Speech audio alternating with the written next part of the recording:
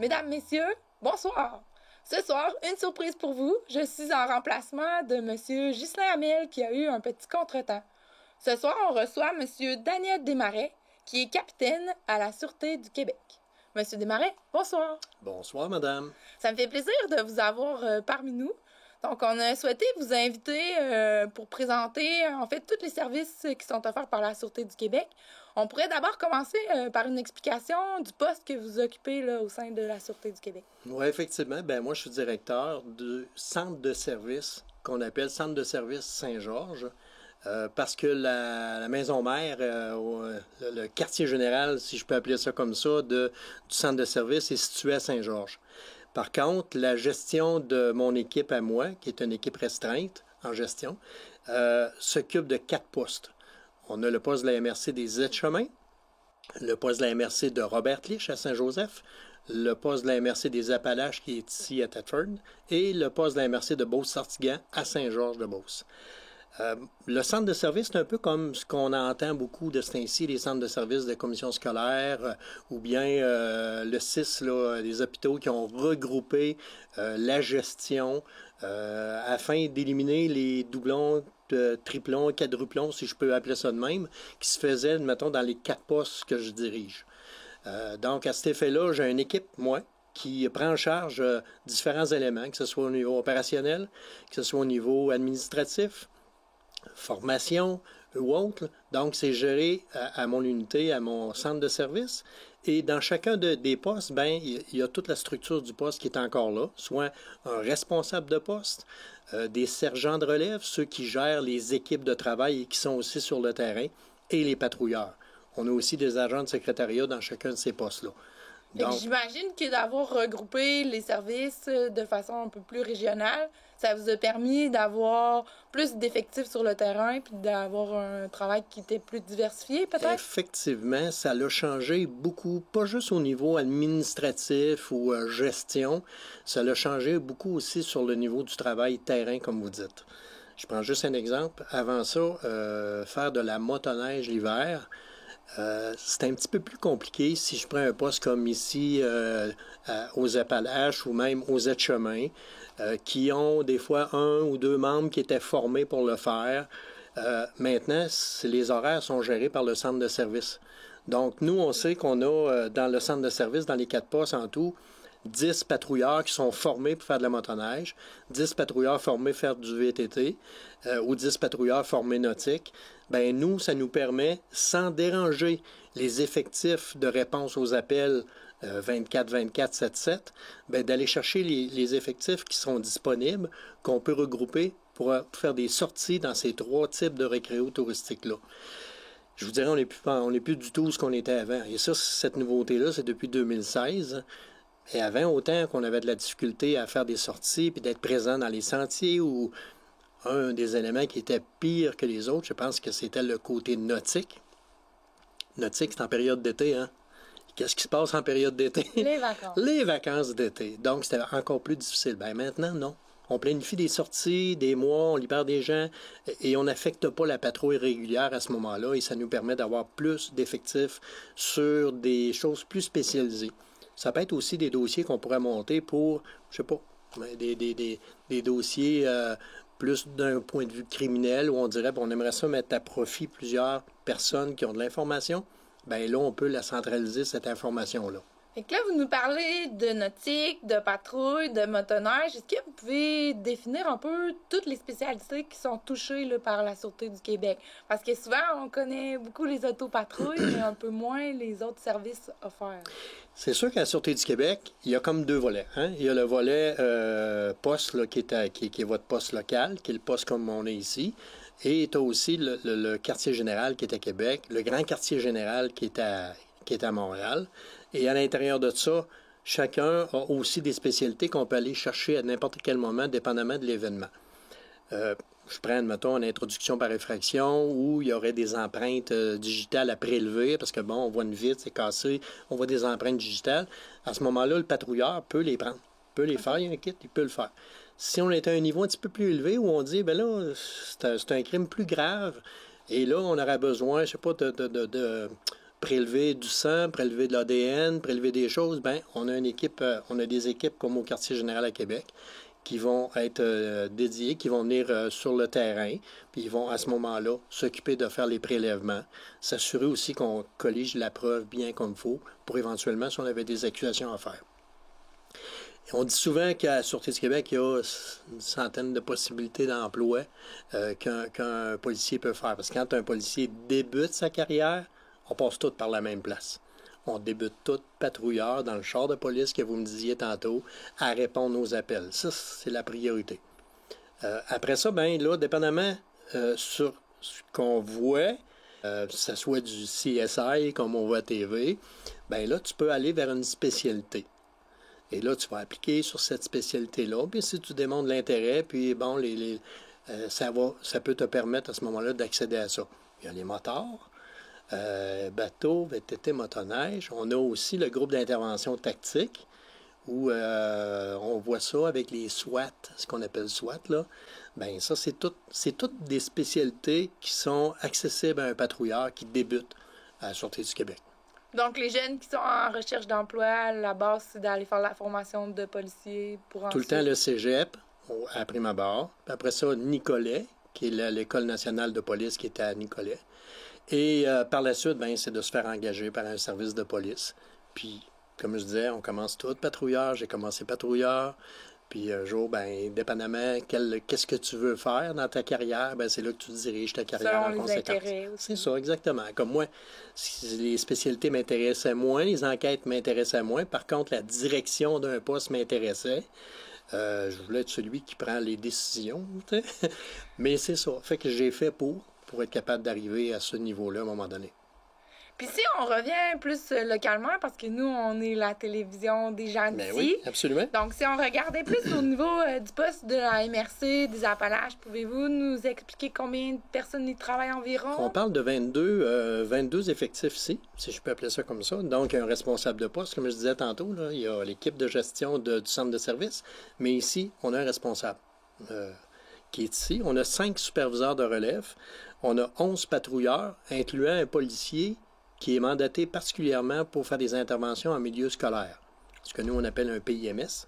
Et on a 3 patrouilleurs horaires flexibles, 2 agents de secrétariat et 2 enquêteurs. Ça constitue le poste d'ici. Il ne faut pas oublier que la notion du centre de service, ça, je vous dirais, c'est la base. Parce qu'il nous est arrivé encore dernièrement d'avoir des événements majeurs, que ce soit une collision, que ce soit malheureusement des fois des gens barricadés, des choses comme ça. Bien, à ce moment-là, le centre de service se met en place pour fournir des effectifs supplémentaires pour venir aider le poste à être capable de continuer sa mission première, hein, parce que les appels continuent à rentrer, et en même temps aussi augmenter la capacité opérationnelle sur le terrain. Fait que ça a permis d'avoir un meilleur service dans notre région, là, qui est cette Absolument. Ça, sans aucun doute, j'ai participé à la conception des centres de service et l'élément majeur était d'offrir encore un meilleur service à la population. Parfait. Donc, on entend aussi souvent parler, malheureusement, de fraude. Donc, c'est un sujet qui a un peu de l'heure. Fait que c'est pour ça qu'on laisse une grosse place là, à notre entrevue d'aujourd'hui, pour mieux informer les gens là, sur ce que pourrait être la fraude. Effectivement, le mois de mars est le mois dédié à la prévention contre les fraudes qui existent. Puis, malheureusement, beaucoup de personnes qui, d'après moi, pourraient mettre leur intelligence pour aider la population, bien, malheureusement, ils le mettent à l'inverse. L'informatique est devenue un élément qui permet l'ouverture énormément sur les fraudes. J'ai retenu, pour vous autres, 3 types de fraudes. Okay. La première, c'est vol et fraude d'identité. Ça veut dire se faire carrément voler l'identité, informatiquement, tout ça. Je vais revenir sur certains points par rapport à ça. Les fraudes paiement urgent, puis ce que j'appelle les fraudes amoureuses. Ça, c'est un petit peu plus délicat, mais on va en parler pareil. J'espère que vous allez nous enseigner aussi quoi faire. Donc, souvent, les gens sont dépourvus quand ça leur arrive, puis ils ne savent pas c'est quoi les bons réflexes à adopter. Fait que peut-être qu'on pourrait... Effectivement, puis c'est... Écoutez, vol, fraude d'identité, là, les Facebook de ce monde, c'est super. Ça nous permet de retrouver des gens qu'on n'a pas vus depuis des années, puis même d'avoir des conversations. Puis dans un cadre comme on est présentement, ben oui, notre contact, notre plus grand contact avec l'autre être humain, c'est vraiment des Facebook de ce monde. Malheureusement, on met souvent beaucoup trop d'informations sur ces sites-là. Donc, il y a une façon d'aller voir dans les paramètres pour essayer de restreindre les éléments, restreindre les gens qui ont accès aussi. Moi, je peux dire, ben, il n'y a que les amis qui vont avoir le droit d'aller voir ce que moi je fais apparaître. Les autres n'auront pas le droit. Il n'y a que les amis qui vont pouvoir aller voir aussi les photos que moi je publie. Les autres n'auront pas le droit. Parce qu'il ne faut jamais oublier que quand on met une photo sur Internet, elle y est pour toujours. Donc, les gens, ils peuvent se l'approprier, même si on l'a mis sur notre compte, ils peuvent la partager sans qu'on soit au courant. Effectivement. Puis, les gens mettent beaucoup de choses pour se sentir ou démontrer les choses qu'ils ont fait, les choses qui sont. Mais ces choses-là sont aussi accessibles aux gens qui n'ont pas des bonnes intentions. Au niveau des fraudes d'identité, ben, ça arrive des fois que des gens vont se faire passer pour des institutions bancaires. Okay? Vont appeler des personnes, parce qu'on le voit beaucoup par téléphone, ce type de fraude-là, ou bien par courriel reçu.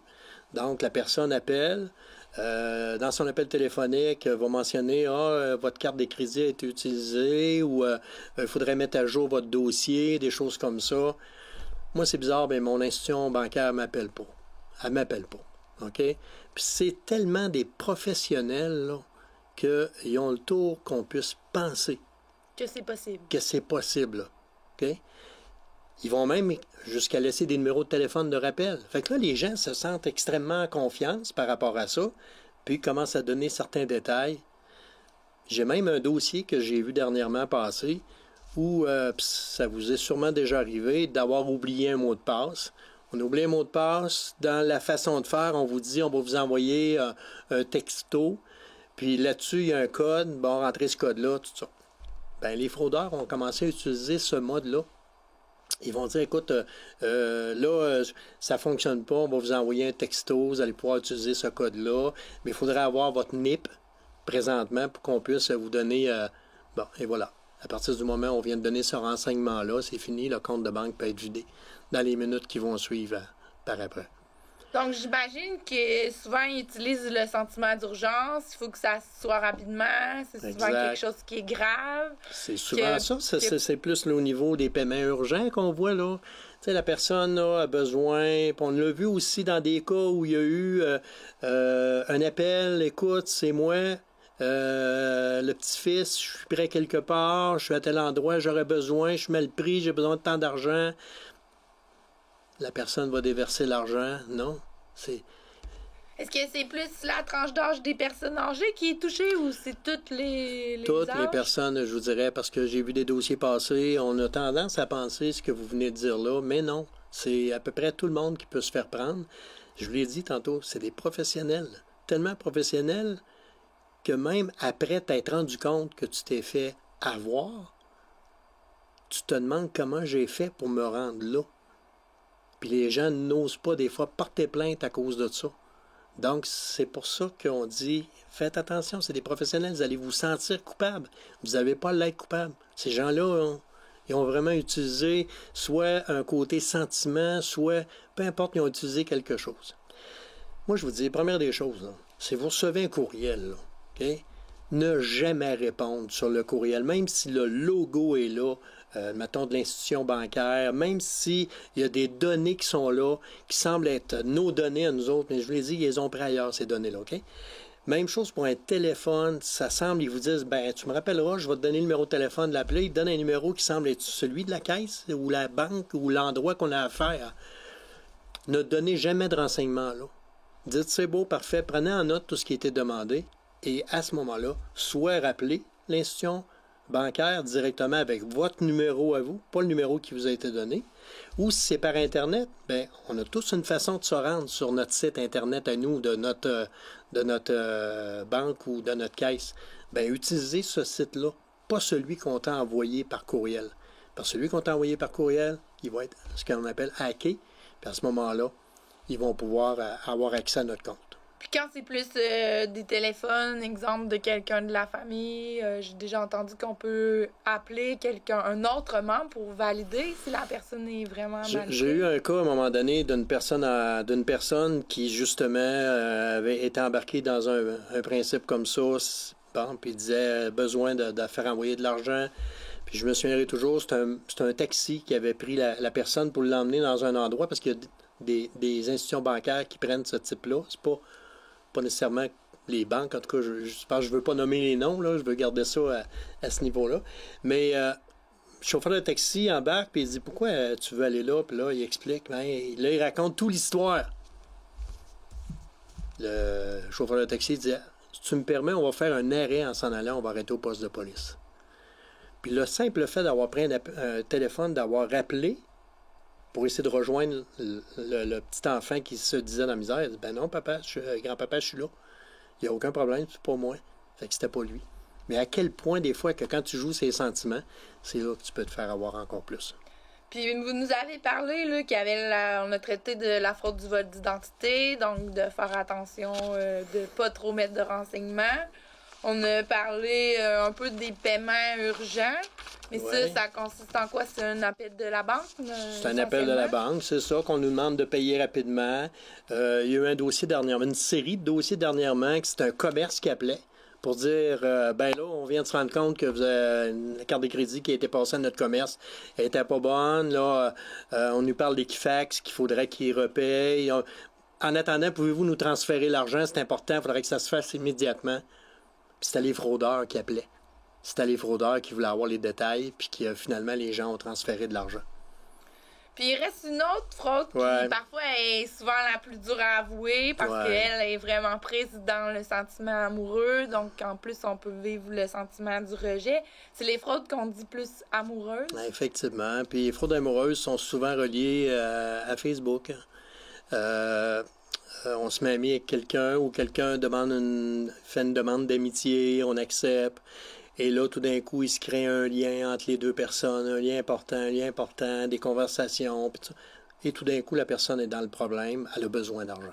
Elle a besoin qu'on l'aide, ou bien qu'elle voudrait venir le rejoindre au Québec. Ça prendrait un peu d'argent pour être capable de s'en venir le rejoindre. Puis la personne envoie de l'argent, jusqu'à un moment donné, elle se rend compte que tout ça souvent, était... C'est des fraudes qui perdurent dans le temps de façon importante. T'sais, on peut voir des gens qui ont communiqué pendant 6 ans, 7 ans. On a parlé d'un dossier dernièrement, ça a été jusqu'à 30 000 qui a été donné jusqu'à temps qu'on se rende compte que tout ça était un arnaque, puis la personne ne viendrait jamais, puis que la personne, c'était pas le nom qui était là, mais c'était plus tout un système qui était en arrière, qui récoltait cet argent-là. Là-dedans aussi, dans les fraudes amoureuses, ben on peut inclure aussi les gens qui vont demander, après avoir créé ce sentiment-là entre les deux personnes, ben j'aimerais ça, si tu me montres une partie de toi, je vais faire la même chose de mon côté. Puis là, des photos qui sont échangées, des photos, des vidéos, puis à un moment donné, qui vont servir de chantage. C'est ça. Et là, le chantage embarque. Si tu ne payes pas, dans 5 minutes, ça va être sur tous tes amis Facebook que tu peux avoir. Ils vont tous voir ton affaire. Comment on fait pour aider quelqu'un, si on a quelqu'un de notre entourage, à cheminer pour venir dénoncer ça? Parce que moi, je commencerai plus loin que ça, OK? Je commencerai à la base. Première des choses. Moi, je reçois régulièrement des demandes d'amitié sur Facebook. Premier réflexe, c'est je vais avoir le compte. C'est qui? Pourquoi qu'il me demande ça? Est-ce que c'est quelqu'un que je connais? J'ai-tu des liens avec cette personne-là? Et si j'ai rien de ça, c'est sûr que je ne l'accepte pas. Je vais refuser cette demande d'amitié-là. Okay? Ça, c'est le premier principe. Parce que ce réseau-là est fait pour regrouper des gens qui se connaissent. Alors là, si la personne je la connais pas, ben je l'accepterai pas. Donc, déjà là, je viens de mettre un pied hors du piège, un peu.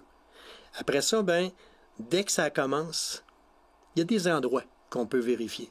Okay? Il y a toute une liste là, d'endroits, que ce soit votre institution bancaire, mettons qu'on parle des fraudes qu'on parlait tantôt, les compagnies émettrices des cartes de crédit ou les cartes de paiement, On peut les appeler tout de suite, dire « Hey, je viens d'être appelé, il vient de se passer de quoi? » Mais là, prenez pas le numéro qu'on vous a donné, comme je disais tantôt. Prenez le vrai numéro, puis en arrière des cartes de crédit, là, de guichet, là, il y a un numéro de téléphone. Prenez ce numéro-là. Appelez le service. On peut appeler le service Internet, téléphonie, cellulaire. On peut les appeler, on peut les contacter pour ça. Il y a l'Agence nationale d'évaluation de crédit aussi, Equifax, j'en ai parlé un peu tantôt, TransUnion. C'est tous des endroits qu'on peut appeler à ce moment-là. Signer l'incident aussi au Centre antifraude du Canada. Ça aussi, c'est important. C'est des endroits où on peut appeler. Puis, ce que vous pouvez retenir de meilleur, là, appelez le service de police. Dans le doute, là, appelez-nous. Puis peut-être qu'on a déjà une série, nous autres, qui est en attente. Peut-être que c'est ça. Peut-être qu'on vous dit, ben écoute, puis, comme je disais tantôt, les gens sont tellement professionnels là, que quand la personne va se rendre compte qu'elle s'est fait avoir, premier réflexe qu'elle fait, c'est ce que vous avez dit tantôt. Elle va regarder pour elle, elle n'osera pas en parler. Elle va avoir peur du jugement des autres, alors qu'ils sont tellement professionnels qu'on n'a pas à se culpabiliser de ça. Donc, puis, si vous gardez ça de votre côté, ben peut-être qu'on ne prévient pas un autre qui va arriver tantôt. Ça ne nous permet pas d'enquêter, d'aller plus loin dans ces dossiers-là. Vous savez, il y a un petit slogan qu'on se dit, nous autres, c'est qu'il faudrait peut-être flairer l'arnaque. Si on est capable de flairer l'arnaque avant qu'elle arrive, là, de sentir que quand on est approché par un téléphone ou un courriel ou peu importe, il me semble qu'il y a quelque chose qui ne marche pas là-dedans. Bien, à partir de là, ça devrait déjà être l'instinct qui embarque pour dire on va contacter au mieux le service de police. Votre service de police local qui va pas vous aider. Comme il nous reste peu de temps, pour résumer, on a dit beaucoup de choses, puis ça a passé très rapidement. Bien, c'est de rappeler aux gens qu'il faut être vigilant. C'est ça l'essentiel. De toujours se remettre en question, de questionner, de ne pas hésiter à appeler le service de police local, mais de aussi rester vigilant envers les membres de notre famille. Fait que ce soit autant notre grand-mère ou nos enfants, de ne pas hésiter à apporter ce message-là auprès d'eux. Je pense que c'est si vous me permettez juste une petite parenthèse, puis j'aime ce que vous venez de dire, parce que moi, si je vois un de mes enfants qui semble avoir changé dernièrement, il y a peut-être quelque chose comme ça qui est en dessous, puis ça vaut la peine d'aller plus loin là-dedans, demander qu'est-ce qui ne va pas présentement, puis de l'avoir à l'idée, ça peut être quelque chose comme ça, parce qu'on ne se cachera pas, les enfants ont pratiquement tout un cellulaire dans les mains ou une tablette ou peu importe. Donc, ils sont confrontés à pouvoir avoir ce problème-là qui peut leur arriver. Mais dans le fond, le message, c'est vraiment que la Sûreté du Québec est là pour vous aider, que dans le fond, vous n'avez pas qu'un rôle répressif, mais que vous allez accompagner les gens dans cette démarche-là. Effectivement. Puis là, on parle de la Sûreté du Québec, mais ici, à Thetford Mines, il y a le service de police de la ville de Thetford qui fait le même service que nous autres. Donc, vous n'avez pas à vous en faire. Si vous arrive tout ce qu'on vient de parler depuis tantôt, n'hésitez pas à les contacter. Ils vont pouvoir vous aider, ils vont pouvoir vous guider, puis être capable à ce moment-là de répondre à ce type de demande-là. Fait qu'on appelle tout simplement au poste local. Tout simplement votre service de police local, puis ils vont être capables de vous répondre. Les services sont là, puis je vous le dis, n'hésitez pas, on est là pour ça. Puis ça va nous faire plaisir. Puis encore plus si on réussit à avoir des éléments qui vont nous permettre de mettre fin à ce type de fraude-là. Bien, merci beaucoup, M. Desmarais, de vous avoir déplacé et d'avoir accepté notre invitation. Mesdames et messieurs, merci beaucoup et j'espère que cette émission vous aidera à mieux vous protéger.